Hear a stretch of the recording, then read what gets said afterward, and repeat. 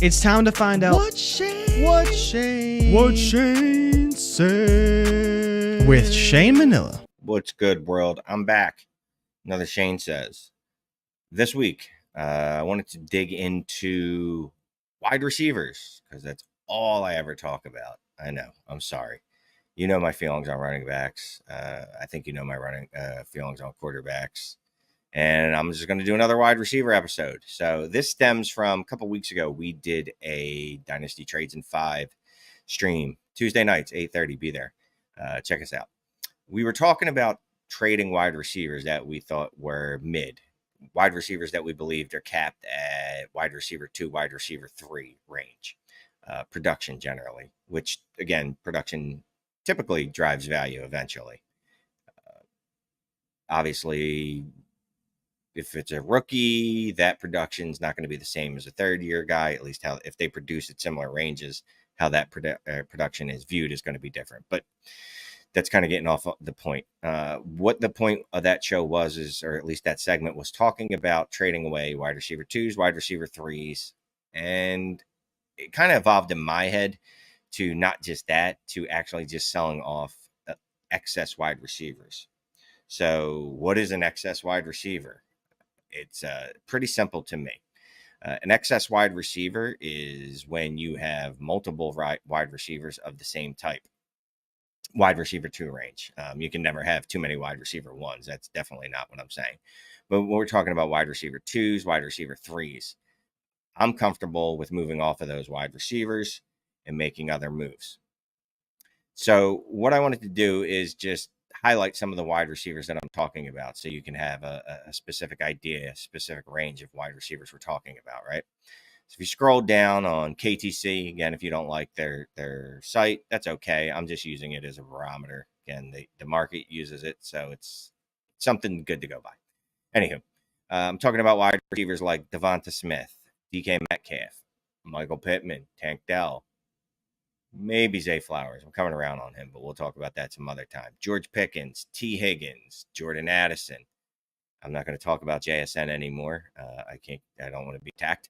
These are guys that I believe are capped as being wide receiver 2s. Now, in some cases, like Devonta Smith, they're capped because the wide receiver 1 on their roster, on their real NFL team, is elite, A.J. Brown. Jordan Addison is blocked by Justin Jefferson.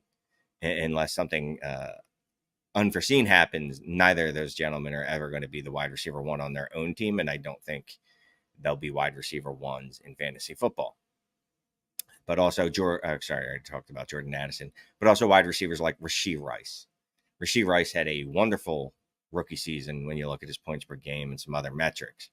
Problem I have with Rashee Rice is as soon as the season ended, or as soon as they could, Kansas City went out and signed Hollywood Brown, or in the offseason signed Hollywood Brown, and then drafted Xavier Worthy in the first round. That speaks to me and says to me, I should say, that Kansas City does not look at him as a wide receiver 1. And even if they do, it's probably going to be more of a collaborative effort as opposed to any one wide receiver being a target hog, which will limit his ceiling. So that's generally what I look at as being a capped wide receiver, a mid wide receiver, an excess wide receiver. So what we want to do is we want to look at our teams and see what teams or what wide receivers on those rosters are excess. Which ones can we trade away for, let's say, 2025 picks? Or obviously, what players could we use to combine to trade up a tier? So I decided one roster I wanted to look at first is this Central Valley roster. Let's just go ahead and scroll down. If you look at my wide receivers, we've got Chris Olave, George Pickens, Deontay Johnson, Brian Thomas Jr. I think I said George Pickens, Chris Olave, Deontay Johnson, DJ Chark, Chris Godwin. So a lot of wide receiver 2 types. This is a team and this is a roster that I would like to move one of these wide receivers. Now, specifically, the wide receiver that I decided to use in this example is George Pickens. And before you yell at me about George Pickens, yes, I'll play devil's advocate. George Pickens could be better than I think, maybe. He did hit a 28.7% target share in the 4 games without Deontay Johnson. Small sample size, but he balled when Deontay Johnson was out. Though, really, I don't know if that's a good thing in the sense that you want your wide receivers to ball no matter who's there. You shouldn't need Deontay Johnson to be out for you to be a target hog. Just saying. And all apologies to Ray GQ. This is his site, his YouTube channel. So I definitely have to bring up the fact that George Pickens' Trinity score, damn near elite last year. 17th among wide receivers with an 8.5 Trinity score. So that's pretty good. I can't say that it's not. But again, based off what I believe, what I've seen so far of George Pickens, I do not believe that he's elite. I believe he's capped at a wide receiver 2, with or without Deontay Johnson. So what I did is I went ahead and sent out multiple offers in this league. Actually sent out 10 offers. Unfortunately, 4 or 5 of those expired because it's summertime and apparently people don't want to respond. But just practicing what I preach here. George Pickens went down the list. Here's 4 guys that I offered George Pickens for 25 first for. Now, again, these these offers expired originally, so I went back in and did it again today. And then another option is something like this, where I'm offering George Pickens in a third for Amari Cooper in a second. Obviously, it's not a first, but what that would do is give me another wide receiver, Amari Cooper, who's probably going to put up low-end wide receiver 1, but more likely wide receiver 2 seasons, as well as upgrading my pick. And then I could also go right after that, go back to my wide receivers and see if there's any other moves that I'd want to make. But again, I'm waiting on these gentlemen to get back to me, so we'll see. So there was another roster that I wanted to look at, and it has several wide receivers in this range as well. Again, these are excess wide receivers. Anytime you see George Pickens, Tank Dell, Devonta Smith, Jordan Addison, Rashee Rice, Jalen Reed, these dudes, you see these dudes on the same roster, generally they're expendable. Why are they expendable? Well, let's just go back, for example, let's go back to another team, actually. Let's go to another team. We're going to go ahead and check out one of my sleeper leagues, because sleeper is what I really, really like. So give me a second here. Just going to bring that up, share my screen. Okay. Dynasty Trades and 5 Hammer. This is one of our first listener leagues, I think. Maybe. I have no idea. I don't know. I'm kidding. Finished second in this. No, I did not finish second in the last league last year. Actually, I dominated in the regular season with 1 loss and then got knocked out in, I believe, the second or third round of the playoffs. And it was heartbreaking. But that's besides the point. That's not what we're talking about today, Shane. So focus. We're talking about wide receivers, right? So you see at the high end, I got Reek, A.J. Brown. Pretty good twosome. Then I also have Christopher Olave, Amari Cooper, Devonta Smith, Tank Dell. So I have several wide receivers in that same range. Obviously, what I'd like to do is move Amari Cooper because he's the oldest. That's not going to happen. The market for him is probably seconds. So I'm not going to try that. What I'm going to try is moving someone like Devonta Smith, Tank Dell, or Christopher Olave. I do have at least 1 wide receiver on this roster, besides some of the running backs that I could flex in the position. Hello, Devin Singletary in the flex position. I also have Brandon Cooks, who, even in a bad year, Brandon Cooks last year still had 7 games with 14 or more fantasy points. That ain't bad. That ain't bad at all. So what I did is I went out and set a couple trade offers. Again, practicing what I preach. Tank Dell for a first. Tank Dell for a first. Tank Dell for a first. Now, if these offers happen to get rejected, you know what I'll do? Then I'll go back and say, well, how about Devonta Smith for a first? Those get rejected. I'm not offering Chris Olave for a first. Sorry. That's the one dude that I'm going to be convicted on. So, and that's another thing is with this process, you can pick wide receivers that you're higher on than other people, right? You can, in this case, like I said, I have Tank Dell, Devonta Smith, Chris Olave, and Amari Cooper. I'm not saying I need to trade every one of those. I am saying that at least 2 of those guys, if not 3, pretty much the same dude. So I'm willing to move one of them at least. I'm not willing to move Chris Olave though. Back to that point. Point is if you have a player you have a conviction on, cool, be convicted on them. Hold on to them. Don't move them, but don't hold on to all 3 of these guys. That's all I'm saying. So another couple offers I just sent out there were also trying to tier up. I'll move Chris Olave for a deal like this, where I'm trying Devonta Smith and Chris Olave for CD Lamb. I'll also try this, Devonta Smith and Chris Olave for Jamar Chase. That offer has actually been sitting out there for several days. And not to put the other owner on blast in that league, the manager on blast, that dude like 3 days ago was like, "Oh, that's very interesting. I think we can deal. I'm cleaning right now and I'll get back to you." I haven't heard from him since. So I hope that he's okay. Hopefully he didn't slip and fall while he was mopping the floor or something like that, because that would be sad. And what would be really sad is I wouldn't have a trade partner. So again, maybe you love Pickens. Maybe you love Olave. I'm taking Olave out of this. He's better than those guys. Maybe you love Pickens. Maybe you love Devonta Smith. Maybe you love Jaden Reed, Jordan Addison, Rashee Rice. Literally, all these dudes I just named. Going back to KTC.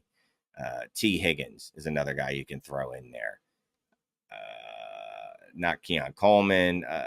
But you get the point. There's several wide receivers in that range. I mean, if you really want to expand the range, you could throw Michael Pittman in that range. You could throw Brandon Ayuk. Now, I'm a little less likely to give up Brandon Ayuk or Michael Pittman for a single first. And quite honestly, with a lot of these wide receivers, I would like to get an additional pick back. I'm not sure that I can do that with Tank Dell. So we'll see. We'll see. But in most cases, if I could, I wouldn't even mind trying to get another third on this. But I'm trying to make some moves in this league also to wake it up. Because, well, it's dead season and no one's trading. And it's really, really annoying me. So going back. Sorry.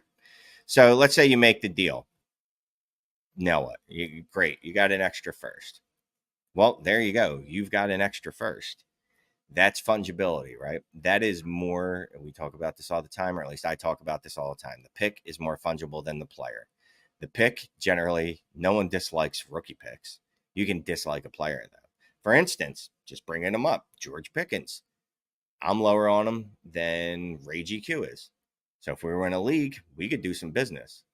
But, let's say Ray had George Pickens and he was trying to trade me him as part of a deal. I'd probably balk. But if Ray had moved Pickens for 25 first, and that's part of the deal, probably not going to balk. So also, obviously you can make the pick in the future. You can attach that pick to another player and try to get an elite one. So let's say I do move Tank Dell for that 25 first. Okay. Can I then add that first to Devonta Smith and tier up? Again, doing little leaps. We've talked about this before, at least I have on this show. Shane says about making little leaps. I'm pretty indiscriminate. I'm not sure that's a word, but I think it is. I'm pretty indiscriminate on who I request first from. Obviously, there are teams that are absolute powerhouses that I'm going to stay away from and not try to make deals with. But for the most part, I'm sending out this offer to everyone in the league. I'm